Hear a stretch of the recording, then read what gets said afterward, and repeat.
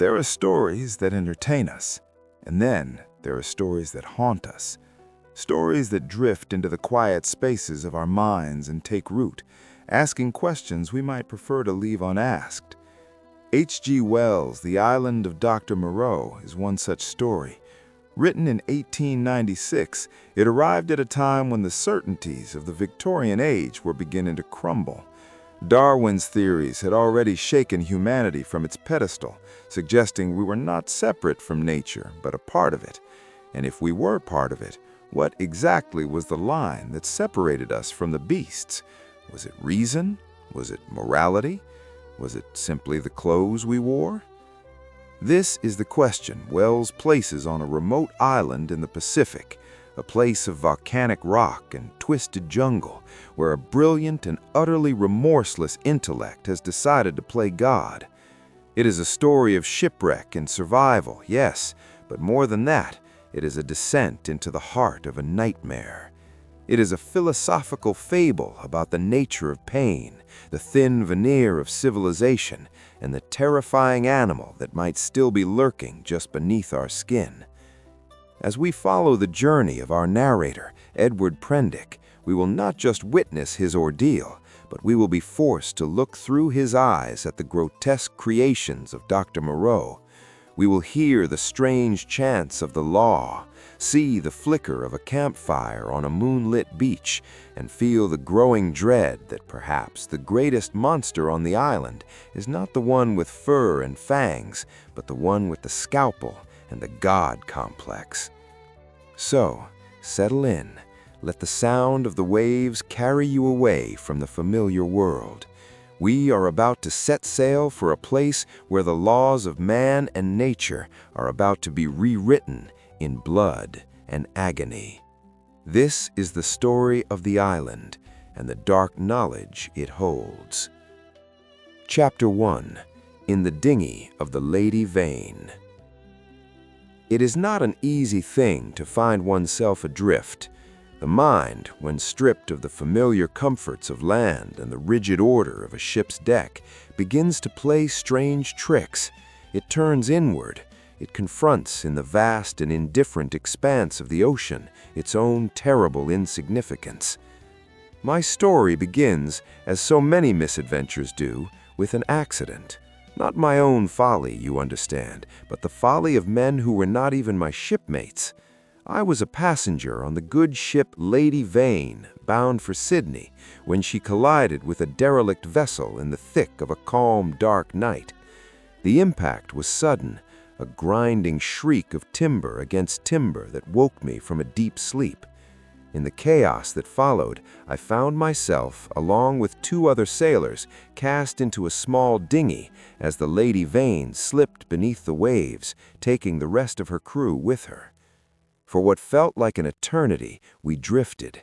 The vast, empty ocean surrounded us, a relentless disk of gray water under a pitiless sky.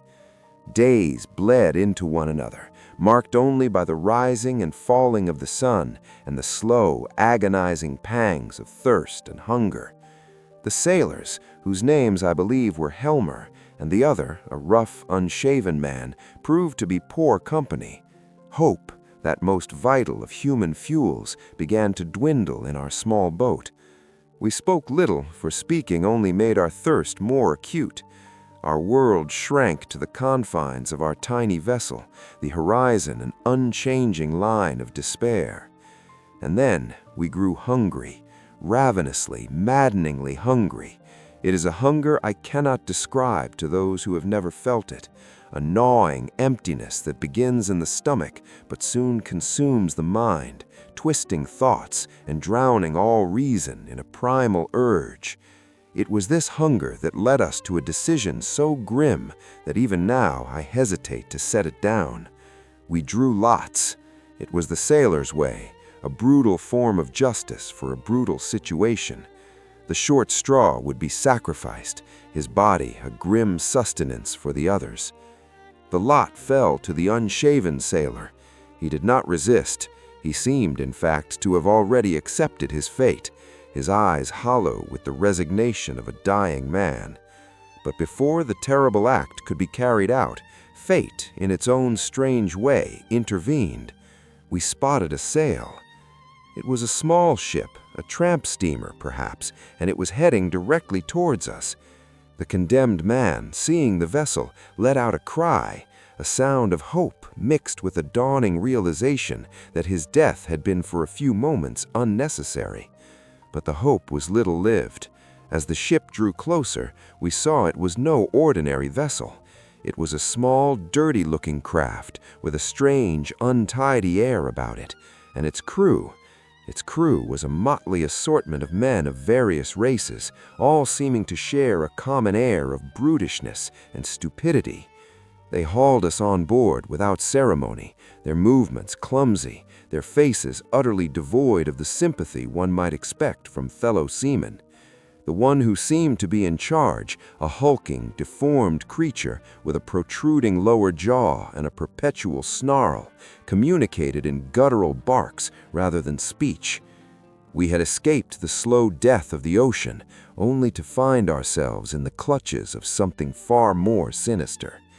The ship was called the Ipecacuanha, and as I lay on its filthy deck, watching the sky wheel slowly overhead, I had the sickening feeling that we had simply traded one form of damnation for another. Chapter 2. The Man Who Was Going Nowhere.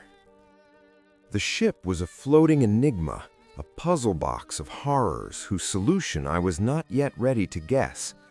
My primary antagonist, the grotesque creature who seemed to command the crew, was a being named Montgomery. At least, the other half-human brutes on board called him that. He was a man of perhaps 30, with a flushed, spotty face and red-rimmed eyes that spoke of dissipation. Yet beneath that wreckage, there lurked a flicker of intelligence, of a humanity he seemed desperate to suppress. He was not alone in his isolation.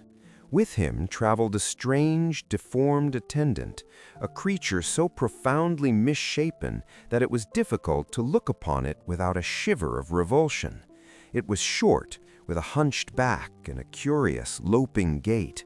Its face was a mask of thick black hair, out of which peered small, bright eyes that held a disturbing, almost dog-like intelligence.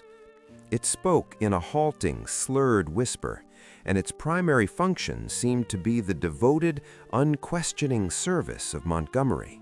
He called it Mling. The captain of this floating nightmare was a different breed of monster entirely, a thick-set, aggressive man. He seemed to hold Montgomery in his charges in utter contempt. It was from their arguments that I began to piece together a fractured picture of our destination. They were bound for an island, some god-forsaken speck in the middle of the Pacific, where Montgomery and his master, a man he referred to as Moreau, apparently resided. The captain, who had been paid to transport a collection of mysterious crates and cages, was now refusing to go anywhere near the place, claiming it was cursed, haunted by the devil himself. My own presence was a complication they neither wanted nor needed. Montgomery, with a strange mix of pity and irritation, offered me a refuge on the island, a place to stay until, as he vaguely promised, some other ship might pass and take me away. The captain, however, was of a different mind. He wanted me gone, off his ship, one way or another. As we drew nearer to the island, which appeared on the horizon as a faint green smudge against the blue, the tension on the ship reached its breaking point.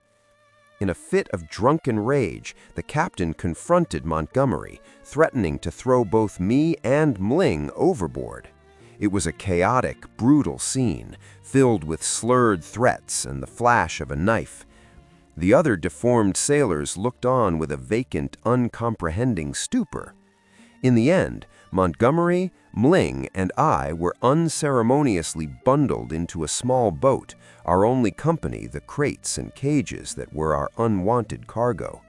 As we were lowered to the water, the captain's parting words drifted down to us, a curse and a warning. "The Island of Doctor Moreau," he bellowed. "You'll be sorry for this."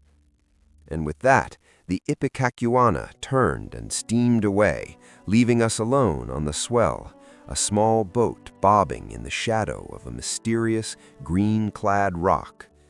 I was going to the island, whether I wished it or not. Chapter 3. The Strange Face.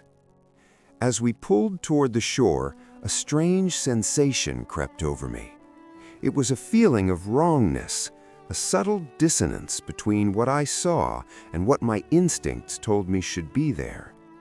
The island itself was beautiful in a rugged, volcanic way. A wall of steep green cliffs rose from a rocky beach, and beyond them, the dense, tangled vegetation of a tropical jungle climbed the slopes of a dormant volcano. It was a scene of lush, primal beauty. But the sounds were what first pricked at my nerves. From the depths of that jungle came a chorus of cries, grunts, and strange half-formed howls that were unlike any animal I had ever heard. They were the sounds of beasts, yes, but beasts that seemed to be in a state of constant, restless torment. It was as if the very air of the place was thick with pain and confusion.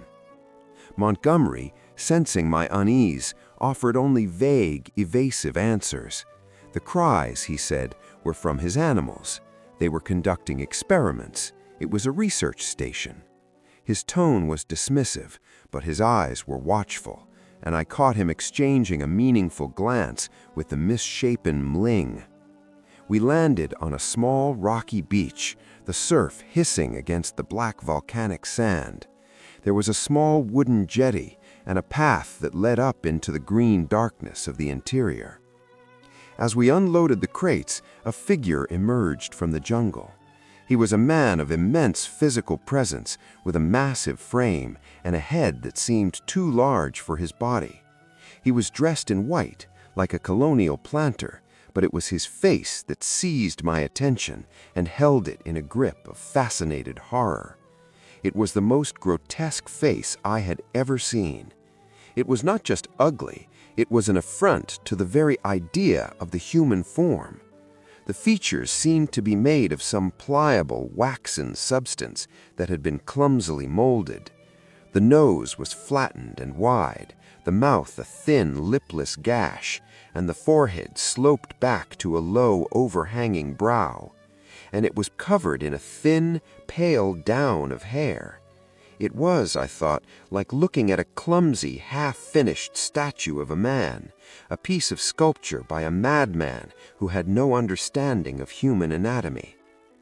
It regarded us with small, restless eyes that held no more intelligence than a dog's. This thing, this travesty of a man, began to help with the crates, its movements jerky and uncoordinated. Montgomery spoke to it in a low, calm voice, as one might speak to a frightened animal. He called it the boatsman. The creature answered in a voice that was a mere whisper, a rustling of dead leaves. My skin crawled. I asked Montgomery who or what it was. He gave me a sharp look and said it was a man who had been shipwrecked, just like me, a man whose face had been ruined by disease. The explanation was flimsy, a lie so transparent I could almost see through it to the horror on the other side. Then another figure appeared on the beach. This one was unmistakably human, though he carried himself with a stiff, authoritative air. He was a short, sturdy man, white-haired, with a massive forehead and a pair of small, dark, penetrating eyes that seemed to look through my skin and into my very soul. He was dressed in a simple blue flannel suit, and his hands were stained with chemicals. This, I knew without being told, was Dr. Moreau. He looked at me, then at Montgomery. His gaze was cool, assessing, utterly without warmth. A brief, hushed conversation passed between them, too low for me to hear. Then Moreau turned to me. He gave me a curt, almost military nod. There was no welcome in it, no hospitality, only a grim acceptance of a new variable that had been introduced into his isolated world. He told me I would be given shelter for the night, but that they were men of science with work to do, and I was not to wander. The island was dangerous, the animals were fierce.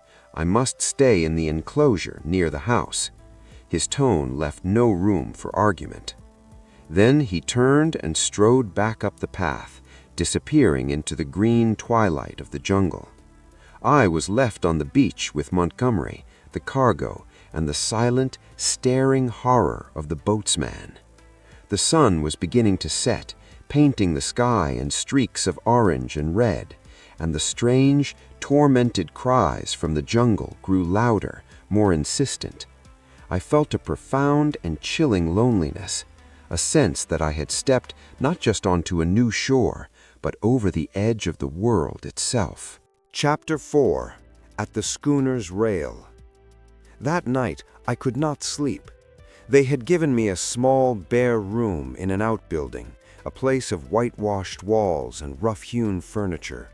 But it was not the discomfort that kept me awake. It was the sound. The cries of the puma, for that is what Montgomery had told me was the source of the most agonized screams, were like nothing I had ever heard. It was a sound of pure, unadulterated pain, a screaming that rose and fell in waves, echoing off the walls of the island and burrowing deep into my brain. It was the sound of a living thing being unmade. Unable to bear the confinement of my room, I crept out into the night. The moon was rising, casting a pale, sickly light over the clearing.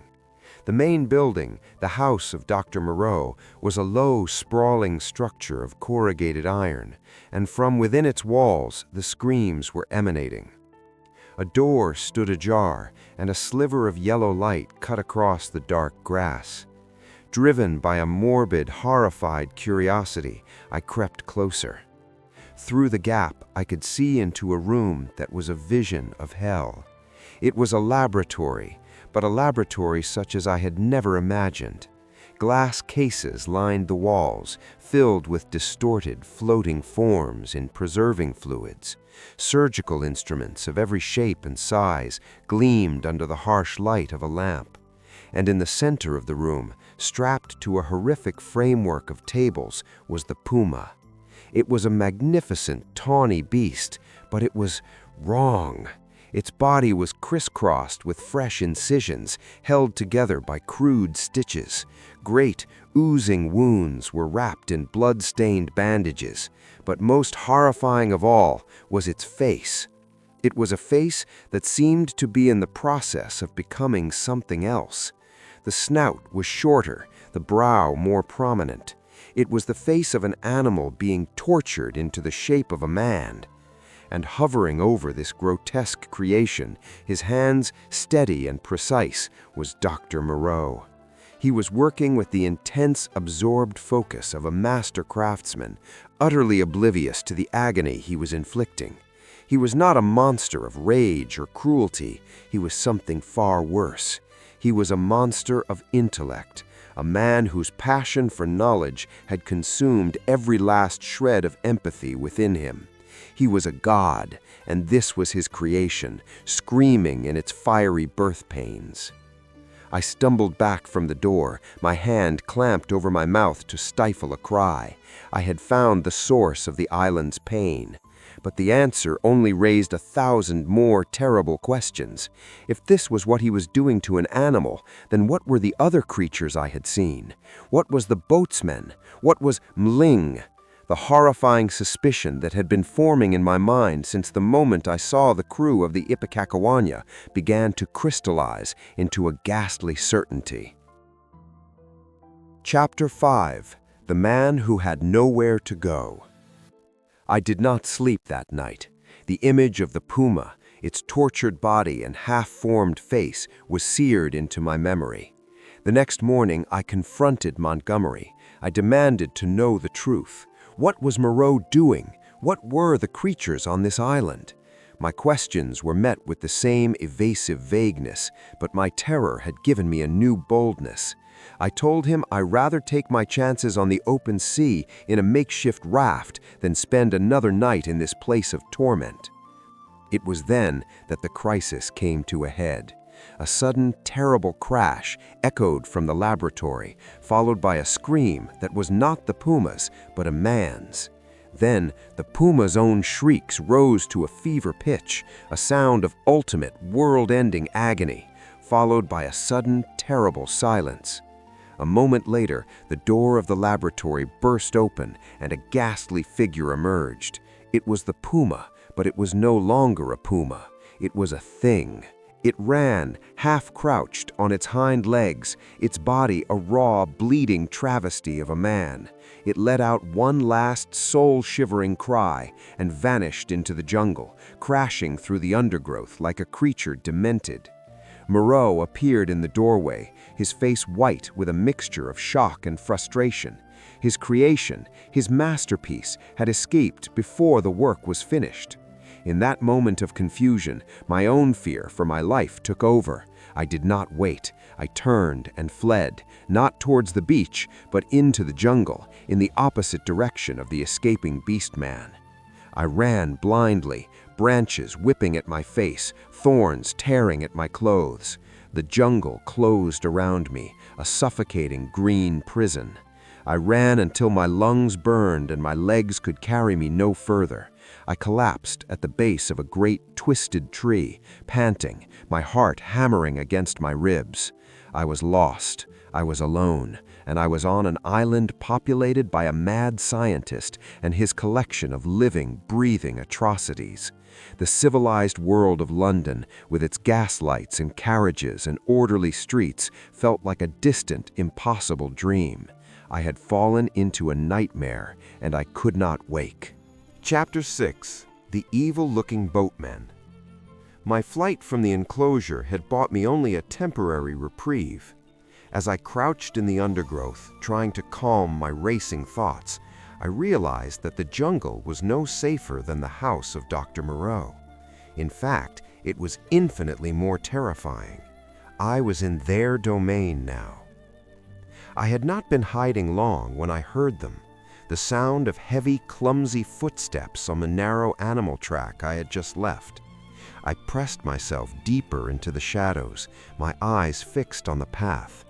They came into view, a small group of them. They were the men from the beach, the deformed creatures I had glimpsed on the Ipecacuanha.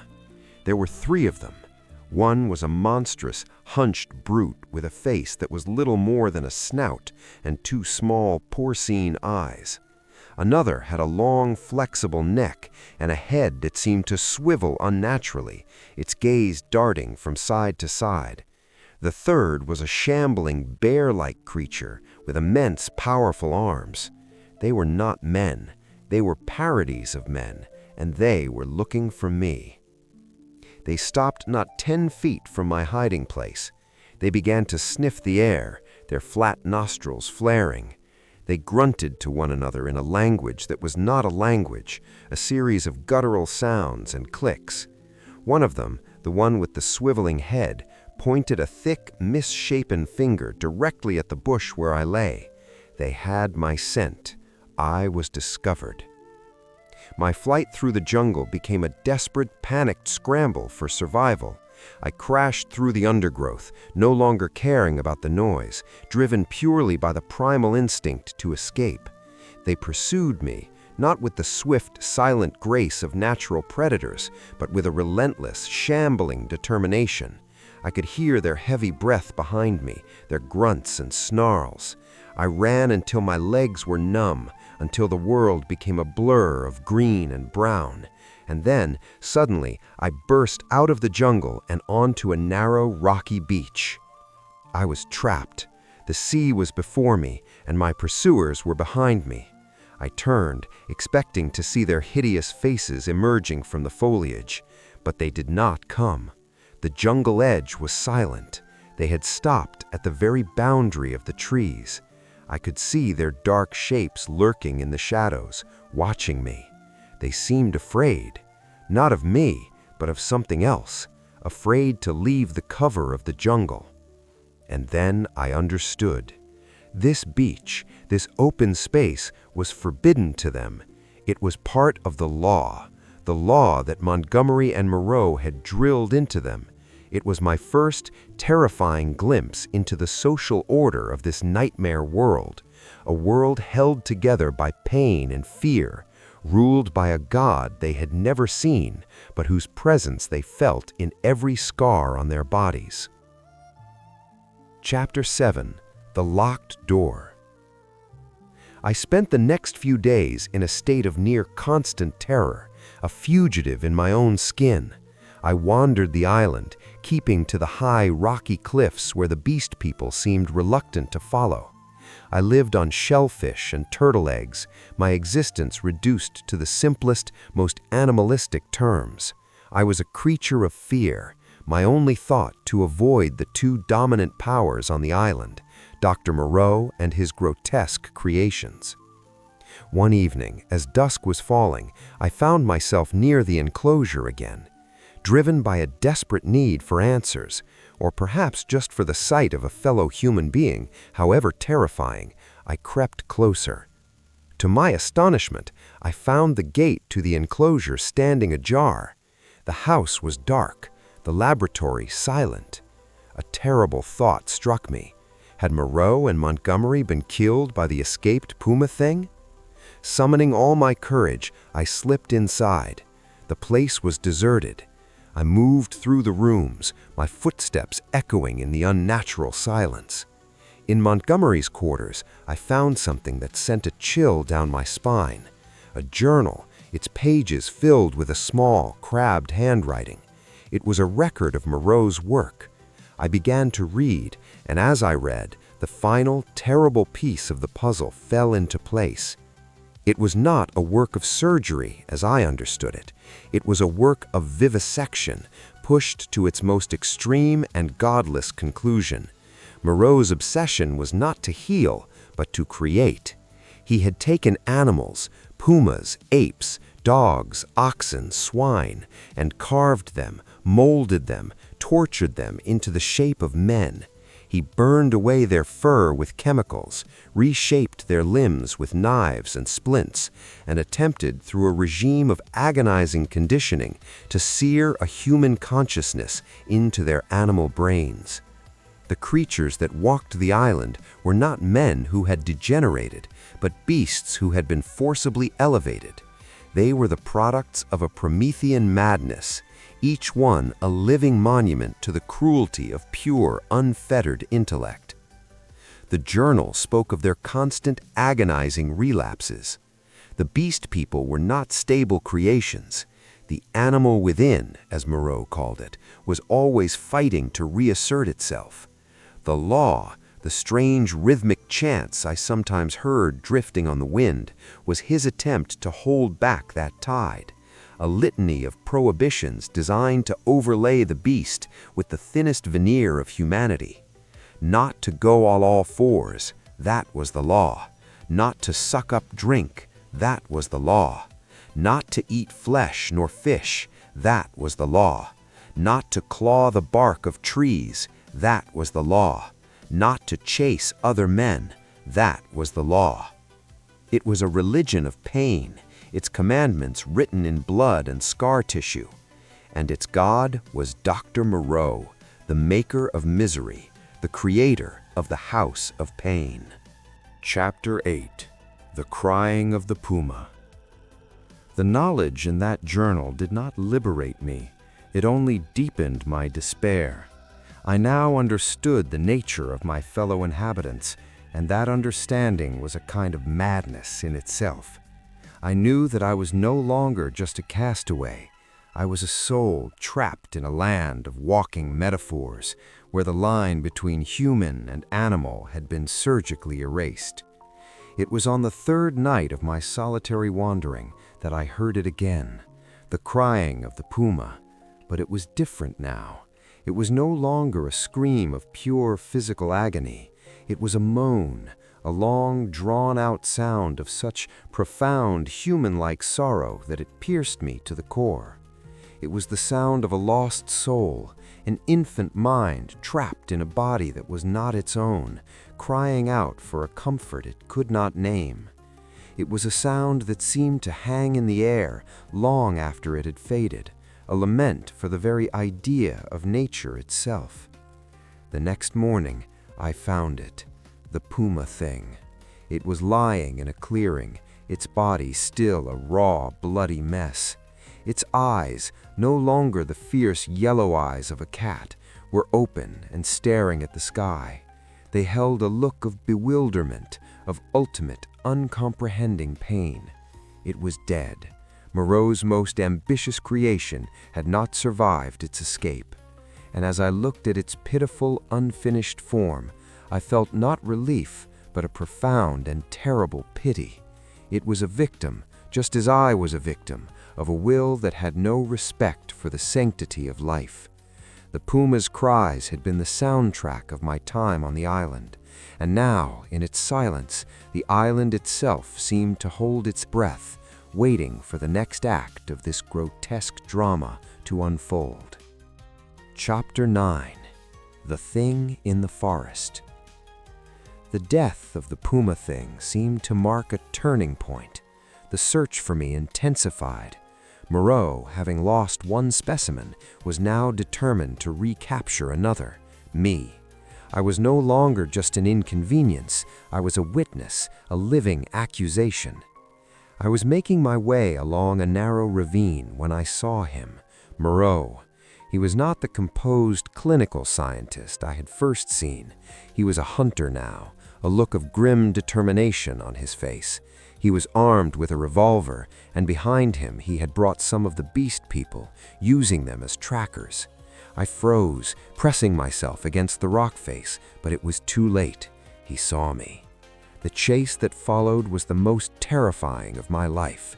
Moreau was relentless. He did not shout or curse. He simply pursued me with a cold, mechanical efficiency.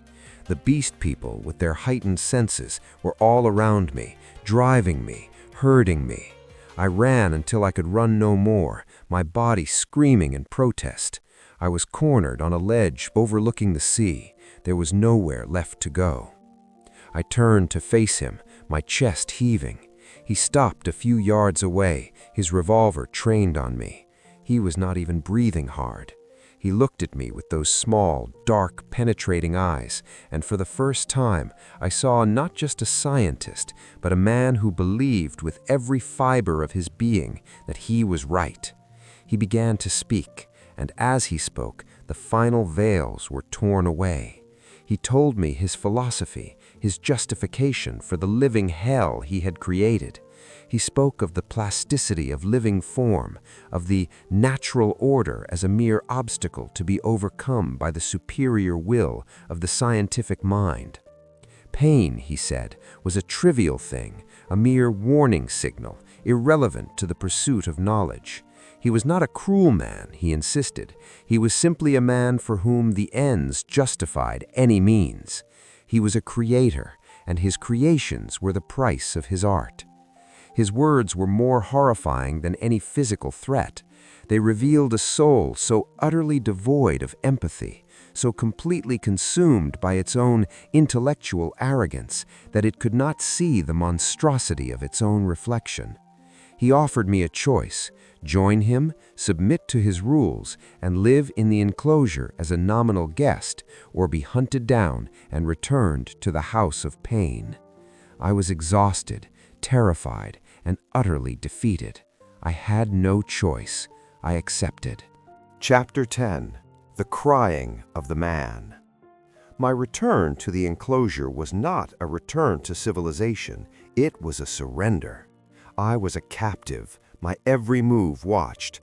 But it was from within the enclosure that I finally witnessed the full, bizarre ritual that governed the lives of the beast people. One evening, Montgomery told me to follow him. We went to a clearing in the jungle, a place where a fire had been lit.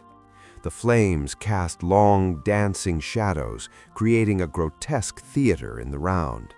All around the fire, sitting, crouching, or standing in their strange, half-human postures, were the beast people.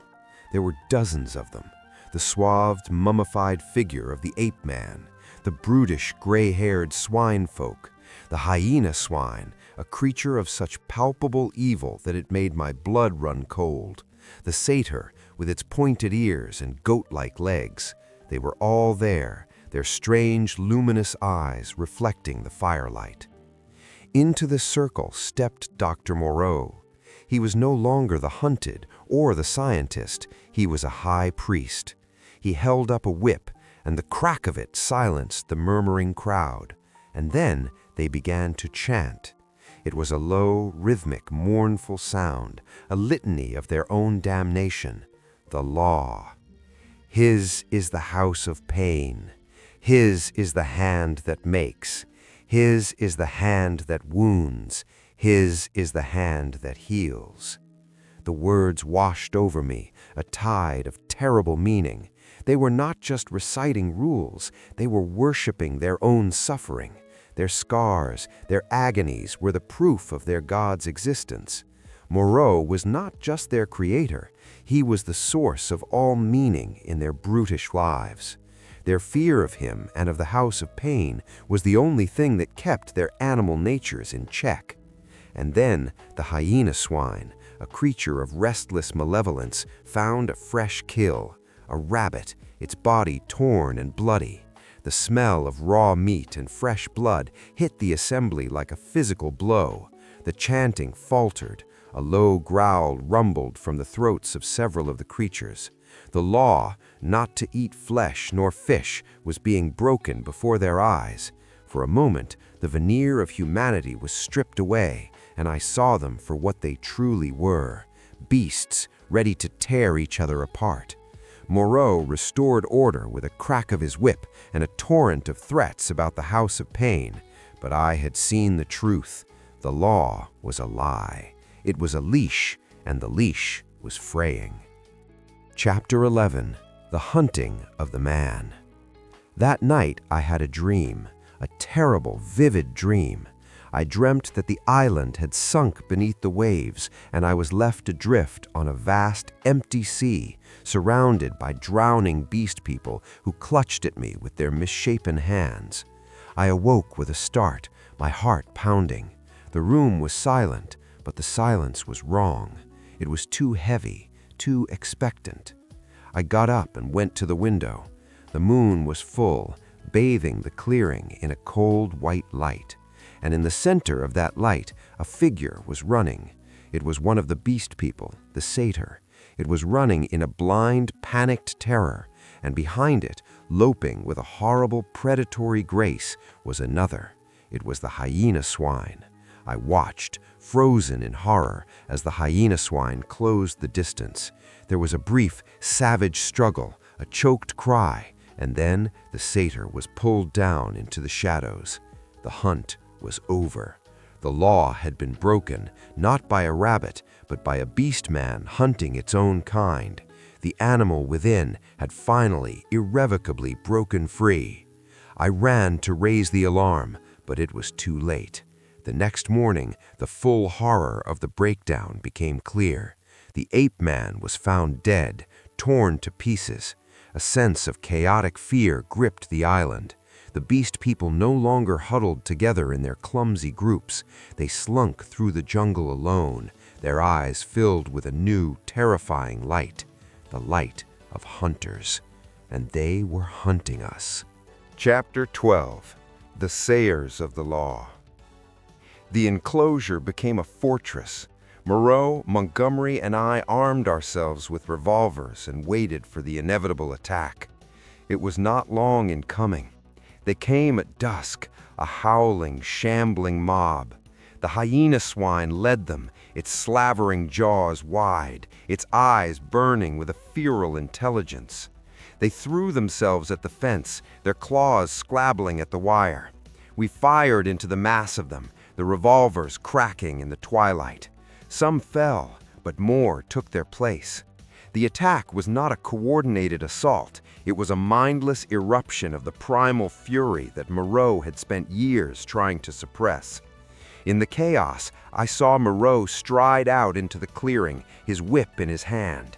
He tried to reassert his authority, to remind them of the law, of the house of pain.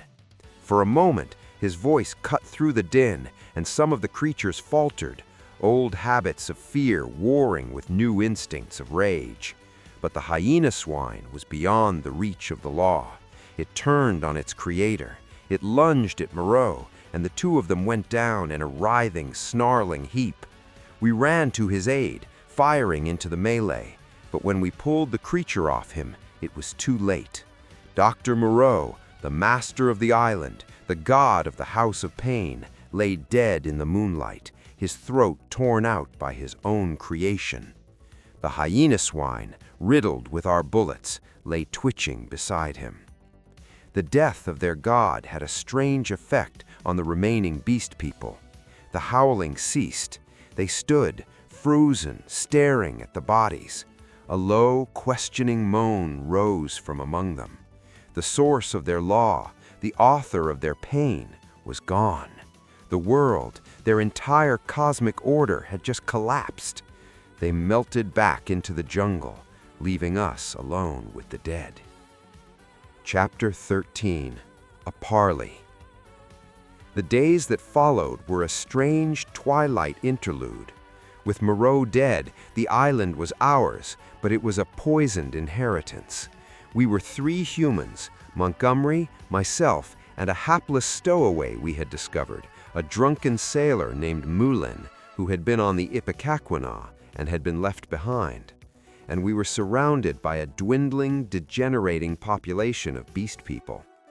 Montgomery, freed from Moreau's austere control, rapidly descended into the abyss he had been teetering on for years. He broke open the stores of alcohol and gave himself over to a wild, despairing binge. He tried to befriend the beast people, to meet them on their own level, but they only stared at him with their empty, uncomprehending eyes. The stowaway, a simple, brutish man, was even worse. He was terrified of the creatures, and his fear made him cruel.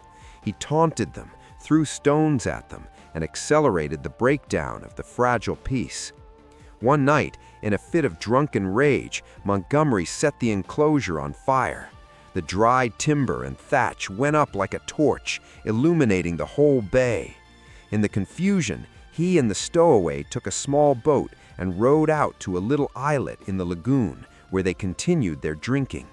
The beast people, drawn by the fire and the noise, gathered on the shore, watching the flames consume the last physical symbol of their servitude. The next morning, we found Montgomery and the stowaway dead in their boat, having killed each other in a drunken brawl. I was now utterly alone. Chapter 14. Dr. Moreau's Explanation. With the deaths of Moreau and Montgomery, the final thread snapped. The knowledge from the journal was now my only companion, and it echoed in my mind as I observed the last act of this tragedy. The beast people were reverting. The process was not sudden, but inexorable. The law was forgotten. The chants ceased. They no longer walked with that stiff, unnatural gait, but began to slouch, to drop to their knuckles. The hyena swine, the one who had killed Moreau, had become a lone, feared predator, but the others were simply dissolving back into the animals they had once been. Fur began to grow back over old scars. Their speech became a series of grunts and whines. They were shedding their humanity like an ill-fitting skin. I watched them from a distance, a ghost in their world. They did not hunt me. They barely seemed to register my presence. I was as alien to them now as they had once been to me. I had become the ghost, the last living memory of the law, of the House of Pain, of their mad god. And in watching their slow, inevitable return to the wild, I saw my own fate reflected. The line that Moreau had so arrogantly tried to erase was reasserting itself with a vengeance. The animal was winning. It always would. Chapter 15. Concerning the Beast Folk. My own reversion was of a different kind, but it was no less real. I built a raft, a crude vessel of logs and vines, and I pushed off from that accursed shore. I left the island to its fading inhabitants, to the silent jungle and the empty enclosures. For 2 days and nights I drifted, just as I had after the wreck of the Lady Vane. But this time my solitude was not filled with the simple pangs of thirst and hunger. It was filled with memory. The face of the leopard man, the chanting of the law, the cold, dead eyes of Dr. Moreau. The island was no longer a place on a map. It had become a landscape in my soul. I was finally rescued by a passing brig, the Hispaniola, which took me aboard and, after a long voyage, returned me to the familiar gray streets of London. I was home. I was safe. The nightmare was over. But was it? Chapter 16. Alone with the Beast Folk. I returned to London a changed man. At first, I tried to take up the threads of my old life. I sought out the company of intelligent, cultivated men. I went to lectures, to dinner parties, to the theater. I sat in my club, reading the papers, listening to the polite conversations around me. But I could not escape the island. I would look at a man, a respected scholar, or a charming wit, and my mind would begin to play its terrible tricks. I would see beneath the polished surface of his civilized face the faint bestial outline of something else, the way his lip might curl when he spoke of a rival, the sudden hungry gleam in his eye when a well-dressed woman passed by, the loud braying laugh of a group of businessmen. Was it so different from the grunting of the swine folk? The grasping, acquisitive hands of a politician, were they so different from the claws of the ape-man? I saw that the city was just another island. The houses were enclosures. The laws and customs were just another chant, another litany designed to hold back the beast. But the beast was still there, lurking beneath the starched collars and the silk dresses. It was in the greed of the merchants, the cruelty of the bullies in the street, the vacant animal stupidity I saw in the eyes of the poor souls huddled in the doorways. The veneer was so terribly, heartbreakingly thin. I could no longer bear the company of my fellow man. The sight of a crowd filled me with a cold dread. I would cross the street to avoid a group of people. I took rooms in a quiet, obscure part of London, far from the bustle, and I hired a solitary, mute servant to attend to my needs, a man whose silence was a balm to my tormented soul. I live alone now, with my books and my memories. I find a strange, sorrowful kinship in the stars at night, in the vast, inhuman emptiness of space. They are not tainted by the animal, they are pure. My life is a quiet purgatory. I am a man, and I am surrounded by men, but I no longer believe in the idea of man. I believe only in an endless, desperate struggle to forget the animal that is our inheritance. The island is everywhere. The beast people are all of us. And the only law that truly matters is the one we write in the quiet, desperate chambers of our own hearts, in the hope that it will be enough to keep the beast at bay for one more day. The puma is still screaming, and I am still listening.